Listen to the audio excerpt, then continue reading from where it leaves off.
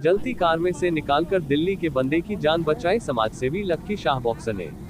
Car में लगी आग देखकर लोग बनाते रहे वीडियो, राहगीरों ने जान पर खेलकर कार सवार की बचाई जान। बरेली, जाको राखे साइया मार सके ना कोई। यह कहावत बरेली में उस समय सही साबित हुई जब 3 राहगीरों ने अपनी जान पर खेलकर एक कार ड्राइवर की जान बचाई। जानकारी के मुताबिक सीबीगंज थाना क्षेत्र के बड़े बाईपास पर एक डीसीएम और कार में टक्कर हो गई। टक्कर इतनी जबरदस्त थी कि भयंकर आग लग गई। आग की जानकारी होते ही क्षेत्र में हड़कंप मच गया।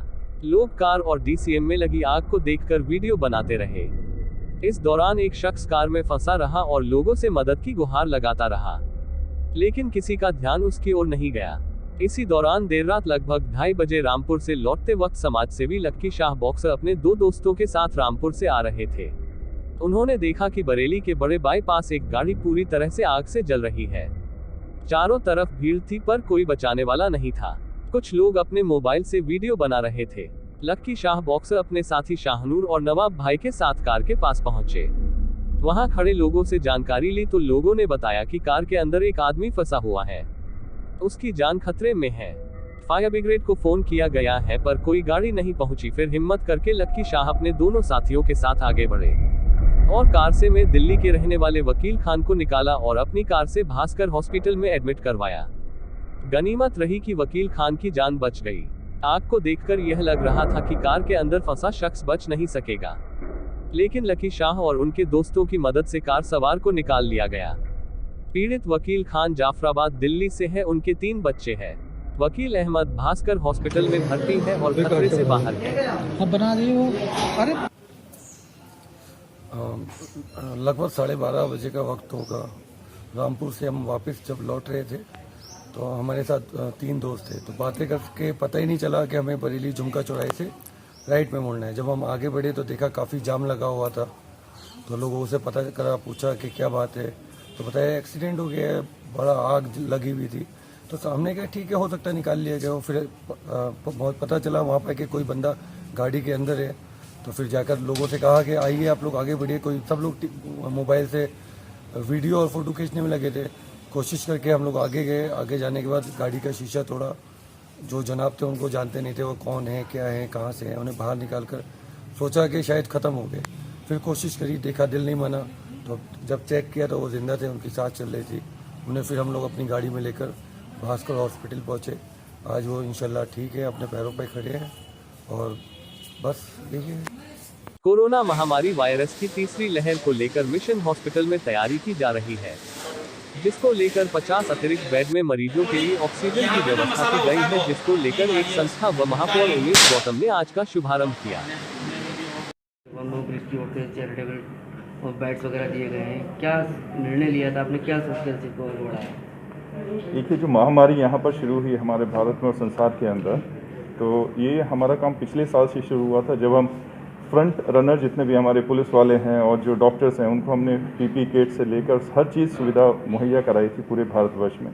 इस साल ये जो बहुत ही ज़्यादा दर्दनाक शुरू हुआ दोबारा से कोविड का असर, तो उसमें हम लोगों ने डिसाइड किया, हमारे एसोसिएशन ने, जो 41 इंडिया है राउंड टेबल ने, ऐसा सोचा कि नहीं, इसके लिए कुछ और बड़ा किया जाए, क्योंकि बेड नहीं मिल रहे हैं, ऑक्सीजन नहीं मिल रहा है। इसलिए पूरे भारतवर्ष के अंदर हमारा अभी ध्येय है कि 1000 से ज़्यादा बेड हर हॉस्पिटल में हम लगाएं। जितने भी लोग हमारे पास आएंगे हम उनके लिए लगा के देंगे, और धन की कमी कहीं नहीं होने देंगे। इसके लिए कहीं से भी इकट्ठा करेंगे, विदेशों से जितने हमारे दोस्त हैं, हमारे परिचित हैं, जितने हमारी एसोसिएशन के द्वारा, वो हम इकट्ठा करेंगे और आगे सबको सेवा में लगाएंगे।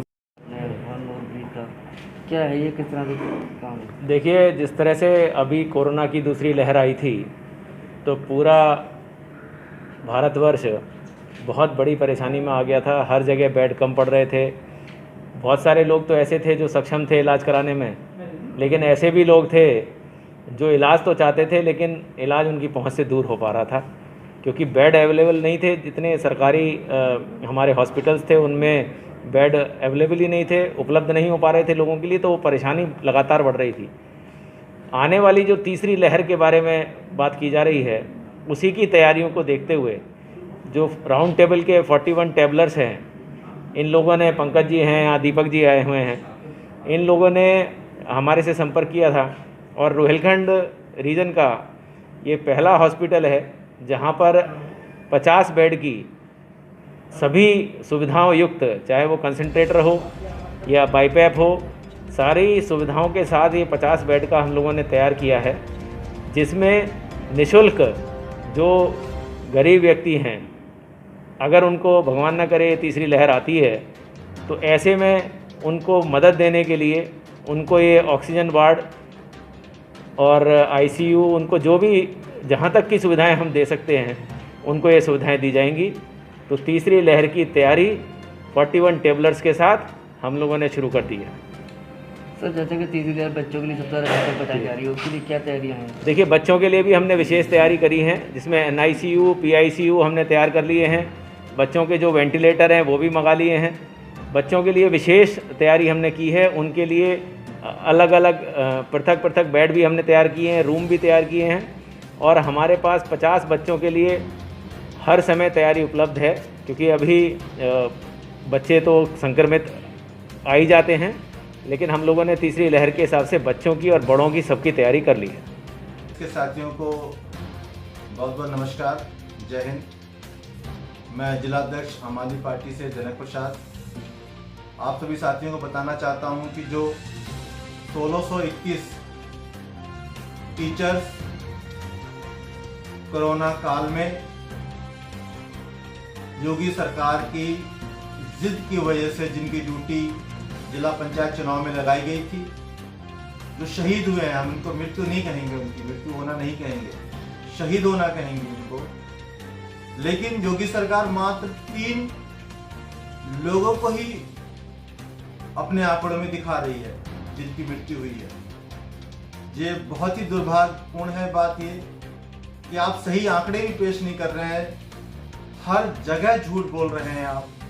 तो आम आदमी पार्टी ये मांग करती है कि जिस तरीके से दिल्ली सरकार छोटे से छोटे कर्मचारी से लेकर बड़े से बड़े अधिकारी तक जो कोरोना ड्यूटी पे जिनकी मृत्यु हुई है, जो शहीद हुए हैं, उनको 1 करोड़ रुपया और उनके एक परिवार को नौकरी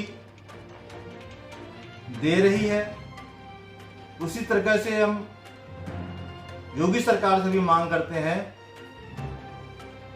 कि उत्तर प्रदेश में भी जो आप आंकड़े का खेल खेल रहे हैं वो आंकड़ों का खेल करना बंद कर दें, और जो शिक्षक अपने ड्यूटी पे शहीद हुए हैं उनको 1 करोड़ रुपया और उनके परिवार को 1 जन को नौकरी दे, अन्यथा आम आदमी पार्टी उनकी लड़ाई को लेकर सड़कों पर उतरेगी और इस आंदोलन को तेज करेगी। धन्यवाद, जय हिंद, जय भारत। बहेड़ी के शेखुपुर में रोड टूटने की वजह से हो रही है आए दिन घटना। बरेली की तहसील बहेड़ी वार्ड नंबर 10 शेखुपुर कब्रिस्तान के किनारे एक रोड जो काफी समय से टूटा हुआ है। रोड के किनारे कोई बाउंड्री वाल नगर पालिका ने अभी तक नहीं लगवाई है। आए दिन इस रोड पर घटना होती रहती है, हालांकि अभी तक कोई बड़ा हादसा नहीं हुआ है। तब तक नगर पालिका हाथ पर हाथ धरे बैठी रहेगी जब तक किसी की जान ना चली जाए। सभासद नसीम अहमद वार्ड नंबर 10 ने मीडिया को बताया, इस रोड की शिकायत काफी समय से मैं बहेड़ी नगर पालिका से करता हुआ आ रहा हूँ, लेकिन नगर पालिका इस बात पर ध्यान नहीं दे रही है। बहेड़ी में कई जगहों पर सरकारी नल खराब पड़े हैं और रोड की न कोई मरम्मत की गई है। बिजली विभाग की लापरवाही का आलम यह है कि गली मोहल्ले में बिजली के तार काफी नीचे हैं, जो छोटे छोटे बच्चे भी पकड़ लेते हैं। तब तक बिजली विभाग नगर पालिका हाथ पर हाथ धरे बैठी रहेगी। बिलसंडा के गौरी शंकर मंदिर पर संपत्ति को लेकर संकट के बादल। पीलीभीत जनपद में विख्यात महादानी राजा मोरध्वज की नगरी से सटे प्राचीन श्री गौरी शंकर महादेव मंदिर की संपत्ति पर संकट मंडरा उठा है। कई भगवाधारी की निगाहें मंदिर की संपत्ति की ओर टिक गई है। साध्वी नंदगिरी ने अपने साथियों के साथ मंदिर के गर्भगृह में घुसकर पुजारी को मंदिर खाली न करने पर हाथापाई भी की और जान से मारने की धमकी दे डाली। इस मामले की तहरीर थाने में भी दी गई है।